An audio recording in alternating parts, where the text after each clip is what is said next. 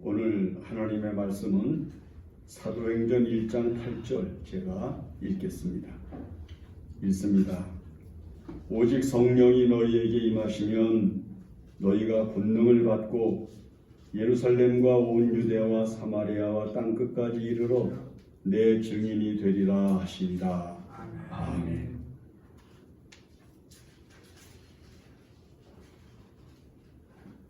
복음을 증거하고 하나님의 교회를 섬겨야 되는 사명을 알고 있으면서 가끔 이런 생각을 해볼 때가 있습니다. 예수님이 십자가에서 고난받으시고 죽으셨다가 사흘 만에 부활하시고 제자들에게 너희들 예루살렘에서 성령 받기를 기도해라, 그렇게 말씀하시고 승천하셨습니다. 그리고 너희에게 성령이 임하시면 너희가 권능을 받고 내 증인이 되는 것이다 라고 말씀을 하셨습니다. 그걸 생각을 하면서 무슨 생각이 드는가 하면, 예수님이 다른 것도 아니고 당신을 증거하라고 하시는 건데, 당신 스스로가 그 죽은 자 가운데서 부활하셔서 영생하는 모습으로 승천하시니까 차라리 예수님이 직접 자, 부활한 나를 봐라, 그리고 내가 이제 저렇게 천국으로 올라가는 거다, 이렇게 말씀하셨으면 오히려 복음 증거에 더 효과적이지 않았겠나. 왜냐하면 기독교인들은 믿으면서도 뭘 원하는가 하면 체험을 원합니다. 증거를 원합니다. 기적을 보고 싶어 합니다. 그런 의미에서 그렇게 생각한다면 그런 의미가 생각이 들기도 해요. 그런데 예수님께서는 승천에 가시고 그 다음에 제자들에게 성령이 너희에게 임하시면 너희가 이제 내 증인이 되는 거다, 이렇게 말씀을 하셨습니다. 그것도 땅끝까지. 여기서 이 땅끝이라고 하는 말은 모든 족속에게 라고 하는 말입니다. 예수님이 부활하신 후에 제자들과 함께 갈릴리 호수에서 고기 잡는 것을 보시고 그곳에 가셔서 고기를 잡게 하셨는데 153마리가 잡혔잖아요. 그 유치하게 왜 고기 숫자를 성경에 기록을 하셨을까? 153마리가 뭘까? 이 153마리는 그 당시에 이방 사람들의 언어를 포함하는 민족을 의미합니다. 그러니까 153마리는 이방인들, 땅끝까지 사는 사람들의 당시의 민족의 숫자를 153수로 보았다는 것이 정설입니다. 그러니까 모든 족속에게 내가 부활한 것을 알려라, 이렇게 말씀하시면서 예수님께서 그 증거를 보여주실 것이다. 신학자들은 보통 그렇게 설명을 합니다. 직접 보이지 아니하시고 직접 증거하지 아니하시고 직접 부활하신 그 영광스러운 모습을 보여주시지 아니하시고 제자들에게 성령 받게 하시고 사방으로 흩으신 이유는 육체는 시공간의 제한을 받기 때문에 예수님이 천하 만민에게 모두 동시에 당신의 영광을 나타내시지 않으셔야 하기에 예수님께서는 승천에 가시고 이제 제자들에게 당신을 증거할 수 있는 능력을 주심으로써 그 능력을 가지고 복음을 나타내게 하신 것입니다. 우리가 예수 그리스도의 그 거룩한 가치와 의미를 안다면 그랬구나라고 하는 것을 이해할 수가 있습니다. 왜냐하면 성령이 임하시고 권능이 나오면 몇 가지 독특한 은혜가 나타나는데, 제일 먼저가 뭐냐면 성령이 역사해야 믿는 역사가 일어나기 때문인 것입니다. 성령이 역사해야 믿어집니다. 여러분 보세요. 지금 예수님이 돌아가시고 승천해 가셨다고 한 지가 2000년이 넘잖아요. 근데 지금에 와서 어떤 사람이 나 예수 믿어, 당신도 예수 믿어야 구원을 받습니다, 영생을 얻을 수 있습니다, 이렇게 이야기하면 자기도 보지도 못했고 자기가 직접 만나보지도 못한 예수를 죽었다가 살아났다고 증거하는데, 그걸 듣는 사람이 그래 믿어야 되네, 여러분 이렇게 받아들일 수 있는 이성이 있겠습니까? 인간의 이성으로는 받아들일 수가 없는 거예요. 그러므로 이 성령이 임해야만 믿음의 역사가 일어나기 때문에 예수님께서는 성령을 그들에게 임하게 하시고 예수 그리스도를 증거할 때에 마음이 열리고 하나님의 역사가 일어나고 그 마음속에 예수 그리스도가 정말 우리를 위하여 오신 분이구나라고 하는 것을 알게 되고 그것을 믿게 되고 그리고 그 분을 위하여 살게 되는 영광이 있게 되는 것을 아셨기 때문에 예수님께서는 내가 너희를 떠나가는 것이 좋다라고 말씀을 하셨던 것입니다. 아멘. 여러분, 내가 비록 보지 못했지만 내가 비록 만난 체험이 없다 할지라도 우리가 예수 그리스도를 믿고 그 예수 그리스도를 증거할 수 있는 이유는 무엇인가 하니 우리가 예수 그리스도를 이야기하고 증거할 때 하나님의 성령이 그 자리에서 역사해서 듣는 자로 하여금 믿어지게 하고 듣는 자로 하여금 영접하게 하고 듣는 자로 하여금 그 예수 그리스도를 위해 살겠다고 하는 소명이 일어나게 하는 능력이 되기 때문인 것을 알 수 있는 것입니다. 성령을 받아야 믿게 됩니다. 성령을 받아야 믿을 수 있습니다. 성령이 임해야 믿음의 역사가 일어납니다. 그러니까 우리가 내가 이 예수를 증거하는 저 사람이 믿을까? 그거 염려할 거 없습니다. 선포하면 예수를 전하면 하나님께서 택한 백성은 마음의 문이 열리고 영안이 열리고 예수 그리스도를 영접하여 믿는 역사가 일어나고 구원받는 은혜가 임하는 것입니다. 우리가 이 세상을 살면서 그러므로 믿음 위에 굳게 설 수 있는 은혜가 성령께서 우리에게 임재하시고 충만하시고 우리로 하여금 성령 안에서 살아가는 거룩한 권세를 갖게 하셨기 때문인 것을 믿으면서 오늘 여러분 예수 그리스도를 믿는 믿음을 가지고 다른 사람에게도 믿게 하는 역사가 일어나는 성령의 권능으로 살아가셔야 합니다. 그래야 다른 사람들이 구원받는 거룩한 세계를 열어줄 수가 있는 것입니다.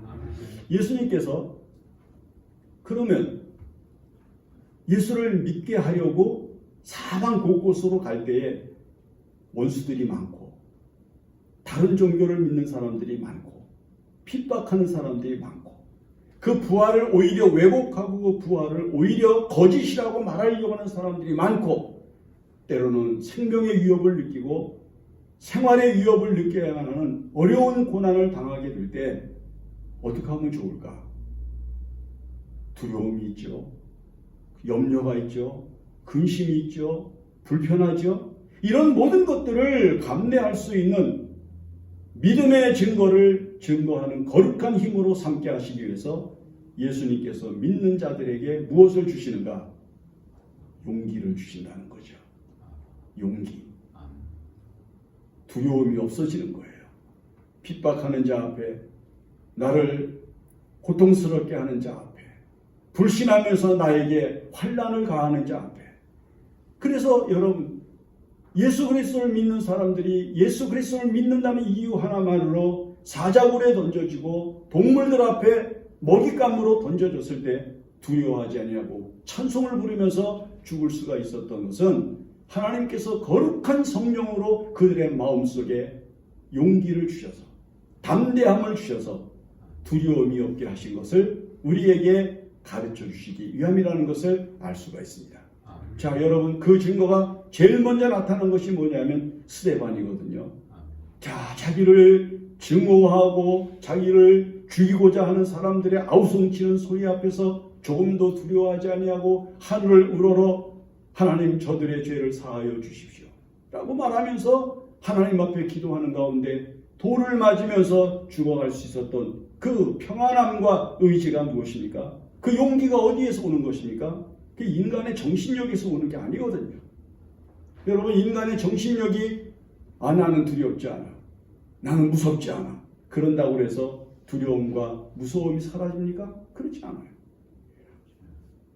당장 내 앞에 다가오는 두려움, 당장 내 앞에서 일어나고 있는 어려움, 당장 내 앞에서 일어나는 괴로움, 그런 것들을 당당히 맞서고 담담히 받아들일 수 있는 그런 용기는 우리 속에서 일어나는 것이 아니라 위로부터 우리에게 임하는 은총인 것입니다. 우리에게 임하는 하나님의 역사인 것입니다. 옛날에 이런 얘기가 있어요. 우리나라에. 을지문덕이 어렸을 때 아버지로부터 야, 저 산 넘어 거기 어디에 가서 이런 것들 좀 하고 오너라 라고 심부름을 받게 되었습니다. 을지문덕이 아버지의 말씀을 듣고 산을 넘어서 아버지가 가라는 곳에 가서 일을 보고 오는데 날이 너무 어두워졌어요. 깜깜해져서. 근데 그 산에는 호랑이가 출몰하는 아주 위험한 곳이라고 해서 사람들이 밤에는 거의 나다니지 아니하고 가고 오지 않는 길이었습니다. 그런데 이 을지문덕이 거기를 갔다 왔어요. 호랑이가 있는 것을 봤다는 거예요. 그래서 부모가 물어봤습니다. 야, 너 무섭지 않았니? 여러분, 을지문덕이 대답한 말이 이 말입니다. 사람이 정신이 올바르고 마음을 담대히 가지면 이길 수 있는 힘이 일어나는 것입니다.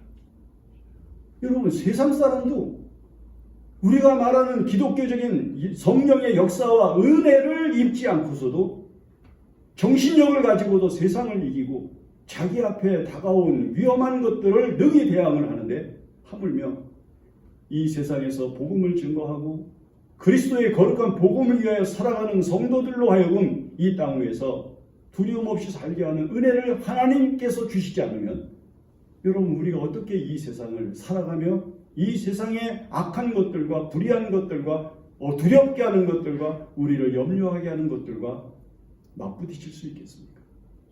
그러므로 하나님께서 여러분들에게 위로부터 임하여 내리시는 성령으로 충만하시면 결코 이 세상에서 두려워할 것 앞에 두려워하면서 근심하지 않을 수가 있는 것입니다. 하나님의 성령이 임하시면 용기가 있습니다. 담대해집니다. 평안해집니다. 감사할 수 있습니다. 오히려 우리에게 주어진 상황과 우리에게 주어져 있는 현실이 아무리 힘들고 어렵다고 할지라도 성령이 임하시고 권능이 역사하시면 얼마든지 이깁니다. 얼마든지 이깁니다. 오늘 여러분들에게 이 하나님의 성령이 임하시는 줄 믿습니다.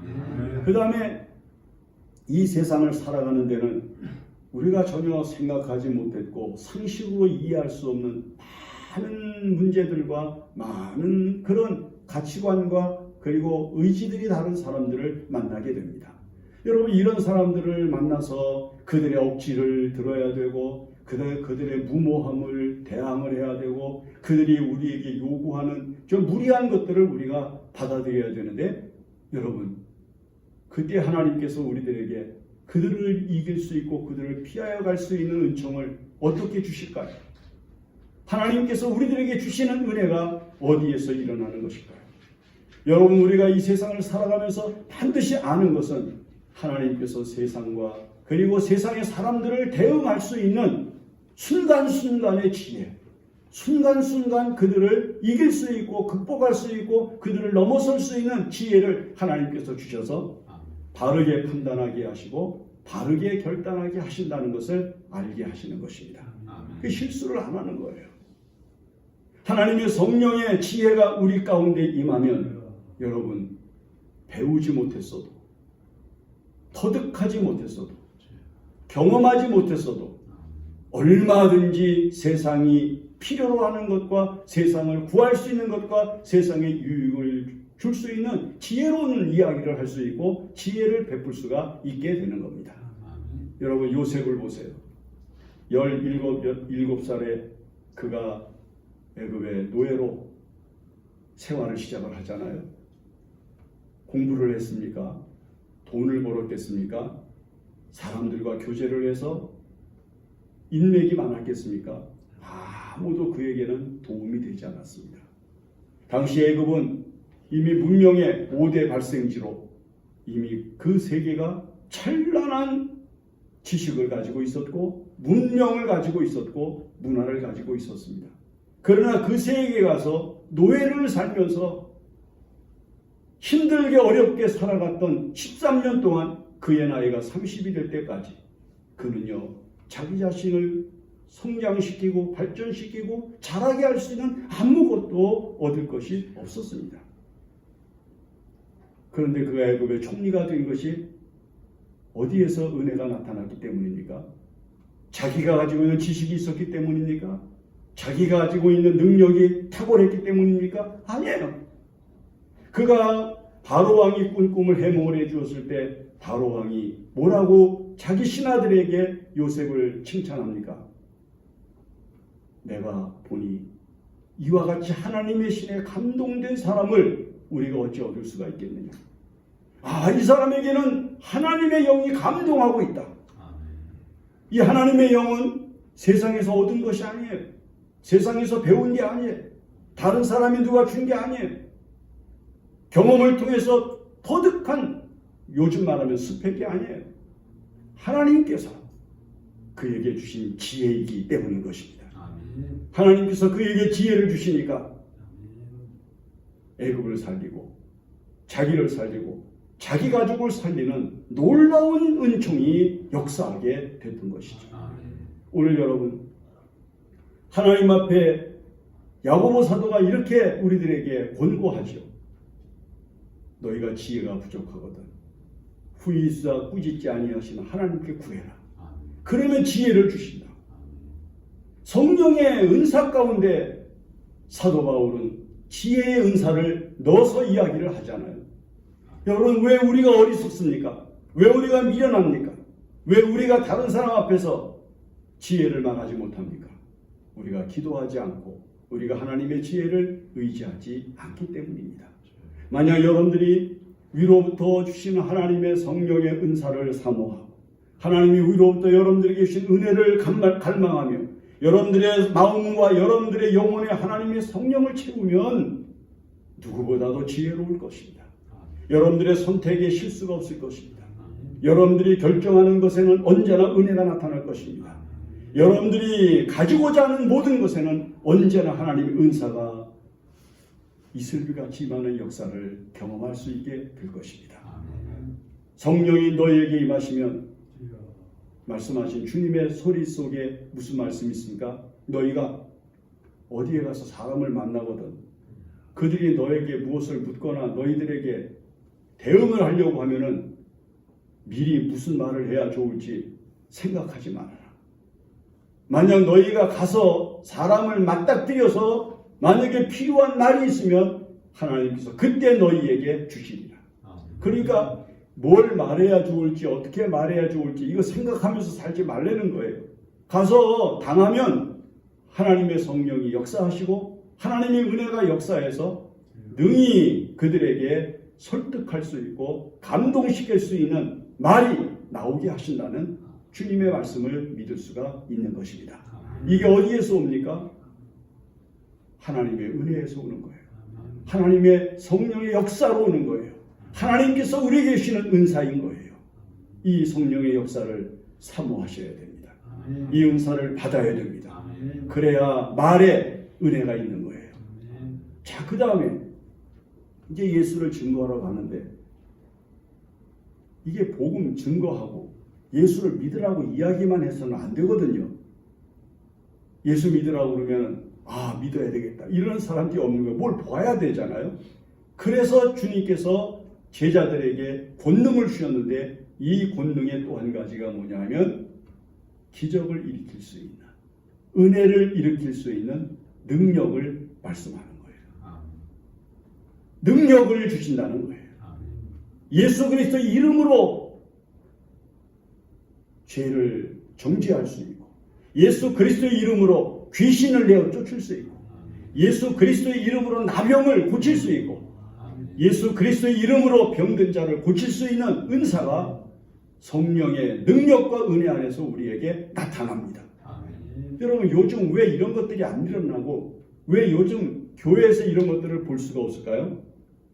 여러분, 옛날에 제퍼슨이라고 하는 사람이 이런 말을 했습니다. 유념해야 됩니다. 우리의 당면한 문제는 이 세상을 기독화하는 데 있지 않고 교회를 기독화하는 데 있다. 교회가 예수님이 원하는 교회가 안 됐다고 하는 거예요. 교회가 예수님이 원하는, 하나님이 원하시는 교회가 아니라는 거예요. 여러분, 요즘 교회가 말이에요, 얼마나 을이 딱딱합니까? 창동교회 인근에 있는 큰 교회가 건축을 하는데 지금 700억, 1000억 얘기가 나옵니다. 그 어마어마한 예산을 가지고 교회를 지어. 요즘 애지간하게 큰 교회 가면요, 마치 꼭 뭐 같은 거 하니 무슨 보험회사 같은 거 온 것 같아요. 큰 컴퓨터가 그냥 책상마다 널려 있고, 그 다음에 뭘 원하면은 컴퓨터 쳐가지고 서류를 만들어주고 뭐 이런 거 하는데 보면 한 보수적인 교수가 이런 말을 합니다. 아무리 교회가 행정이 잘 되어 있고 구체적인 조직이 잘 갖추어져 있어도 성령이 역사하지 않으면 그건 교회가 아닙니다. 교회는 행정이 안 돼 있고 조직이 안 돼 있고 인간들의 모임이 없어내도요, 성령의 역사가 있어야 교회지. 이걸 조직화시켜서, 이걸 행정화시켜서 사람을 문화적으로 갖추고 살게 하는 것은 교회일 수가 없다는 거예요. 여러분, 하나님의 교회의 권위가 어디에 있습니까? 에릭 프롬이라고 하는 사람이 이런 말을 남깁니다. 사람들은 하나님을 믿으나 하나님에 대해 별로 관심이 없다.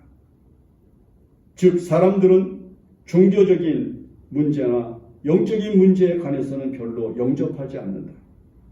대부분의 서구인들은 하나님을 믿으며 따라서 하나님의 사랑과 정의와 진리와 겸손의 원칙을 믿는다. 그러나 이런 생각들은 그들의 행동에 별로 영향을 주지 못하고 있다.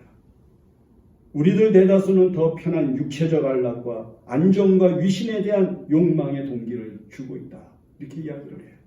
그러니까 교회를 다니는 사람들의 관심이 예수님의 말씀대로, 예수님의 명령대로 땅끝까지 복음을 증거하려는 열정에 뜨겁게 불타고 있는 것이 아니라 어떻게 하면 편안하게 사는가? 어떻게 하면 이 사회가 정의로울 수가 있는가? 어떻게 하면 이 세상이 공평할 수 있는가? 어떻게 하면 이 세상이 문화적으로 더 편안할 수 있는가? 이런 것에 은혜에 초점을 맞춘다는 거예요. 그러면서 사람들의 의지와 사람들의 생각 속에서 성령의 역사는 떠나가고 그냥 습관화되어져 있는 교회 생활, 그냥 일반화되고 상식화되어져 있는 생활로 교회 생활을 해나가지 능력이 있는, 역동적인 힘이 있는 성령의 역사를 일으키지 못한다는 거예요. 기도에 힘이 없죠.